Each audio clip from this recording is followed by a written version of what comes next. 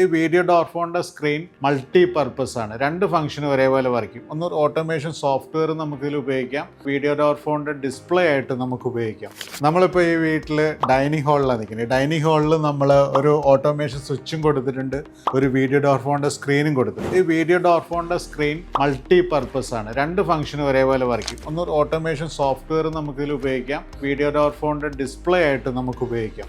So നമുക്ക് ഈ home പേജിൽ തന്നെ, ഈ സ്ക്രീനിൻ്റെ ഹോം പേജിൽ തന്നെ നമുക്ക് കാണാം, നമുക്ക് ലൈറ്റിംഗ് കൺട്രോൾ ചെയ്യാൻ വേണ്ടിയിട്ട് ഒരു ഷോർട്ട് കട്ട് കീ കൊടുത്തിട്ടുണ്ട്. അതേപോലെ തന്നെ കർട്ടൻസ് നമുക്ക് ഓപ്പറേറ്റ് ചെയ്യാം, പെട്ടെന്ന് ഓപ്പറേറ്റ് ചെയ്യാൻ വേണ്ടി നമ്മൾ കൊടുത്തിട്ടുണ്ട്. നമ്മുടെ ഈ ഡിജിറ്റൽ ലോക്കിൻ്റെ ലോക്ക് ഫങ്ഷൻസ് നമുക്ക് ഇവിടെ സിമ്പിളായിട്ട് ഓപ്പറേറ്റ് ചെയ്യാം. അതേപോലെ തന്നെ ലോക്കിംഗ് ഫങ്ഷൻസ് നമ്മൾ കൊടുത്തിട്ടുണ്ട്.